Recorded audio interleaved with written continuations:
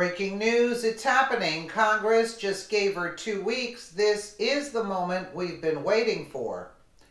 By Rory Grant for FreedomDaily.com. The Trump-Russia dossier circulated around the time of the presidential campaign, and while it has been debunked now by even the most gold star news organizations, it is still being discussed on Capitol Hill in Washington, D.C., specifically within the committees of Congress who have jurisdiction over the issue.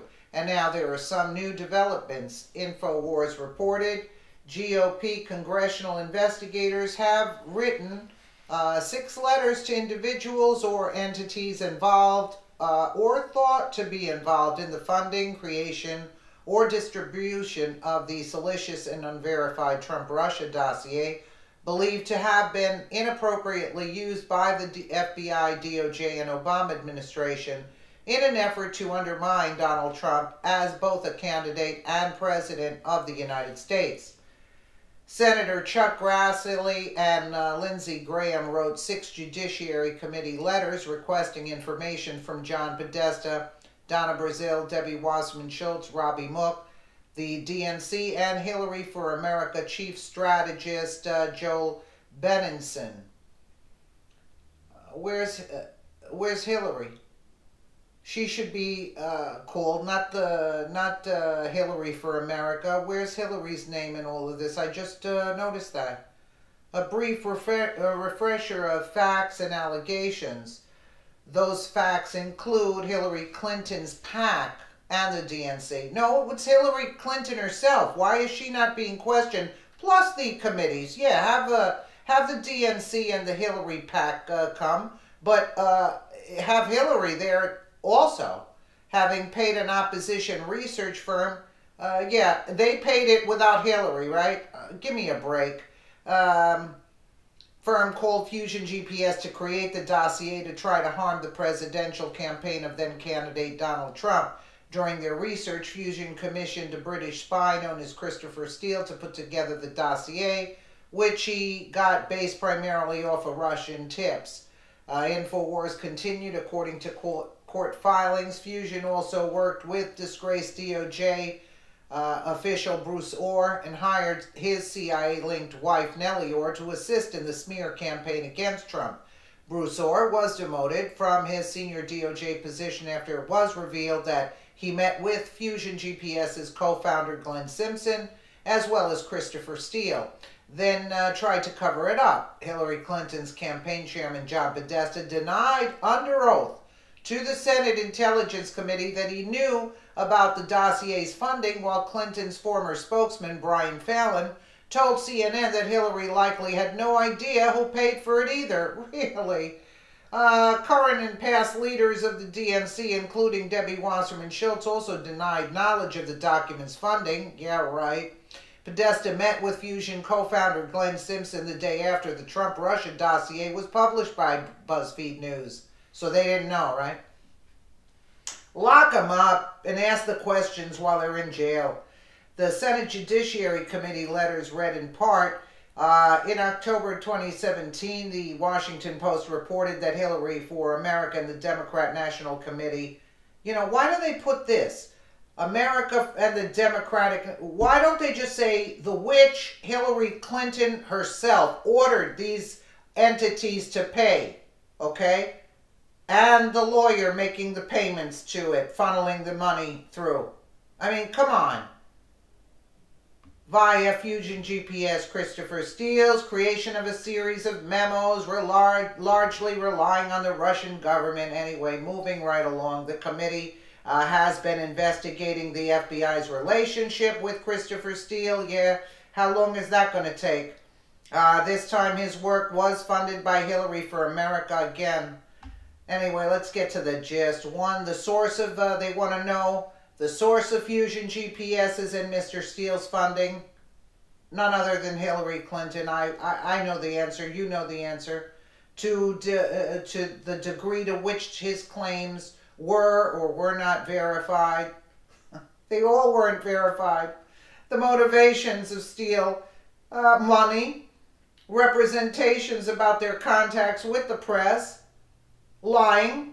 The letter then goes on to list 12 questions, the last being a request for all communications between a list of 40 individuals or entities, including Christopher Steele, Bruce Orr, Peter Strzok, Andrew McCabe, Glenn Simpson, and former CIA Director John Brennan. Where's Clapper's name? The 6 recipients of letters have 2 weeks to comply with the following requests. Note, Hillary for America is replaced by the DNC, depending on who the letter is addressed to. You see how, again, all of this, now they're asking all these questions. You have to prove what is the problem to prove it. Okay. But what I'm saying is Hillary's name is not on there. Hillary's name is not on there. You see what I'm saying? It's the DNC and Hillary for America and all this. They want to know what to prove all of this. It's just a repeat. They want to know about did they know if they, regardless of whether you or your associates received copies of the actual memorandum, did you or anyone else at Hillary for America otherwise receive information contained in the dossier prior to BuzzFeed publishing the dossier in January of 2017? If so, how and when? Please provide all the related documents. That's all they're asking. Of course they saw the thing before BuzzFeed published it. Of course they did. Isn't this sickening?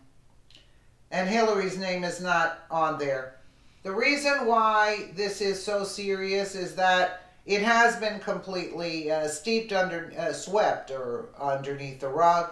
The news organization who published the Trump-Russia dossier had to publicly apologize and take a credibility hit for having even published it.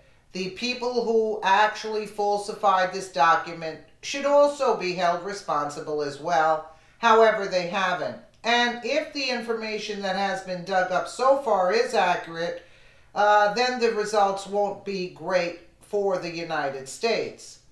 Because that will mean our then President Obama, the Department of Justice, and the Federal Bureau of Investigation actively worked to interfere with and undermine a presidential election and to try to get a person elected whom they thought should be in office, but that isn't the way that works. Yeah, right.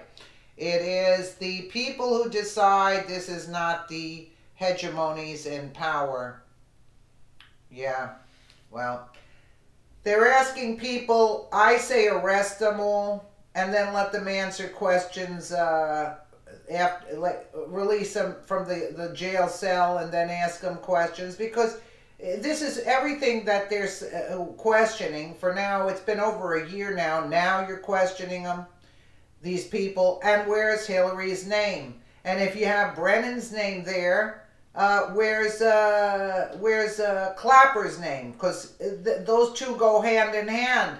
Those two corrupt individuals whom I can't stand because they really went against Trump, saying that they found collusion. I remember one interview that Clapper and Brennan were on. The evilness I saw in them, like you can see that they're evil. They weren't giving any leeway to Trump and saying like Trump was guilty. Are you kidding me? You know, I mean, really, the corruption of the deep state, and those are deep state players, like really deep state players, believe you me. Yeah, just like McMaster's too. McMaster's, how could people be talking good about McMaster's? Susan Rice was supposed to go down, and she got off because of McMaster giving her, what is that called? I forgot, where he gave her a privilege where she could, because she was going to go down for lying about the wiretapping. and McMaster's turned around and let her go. He gives her authority. I said, what?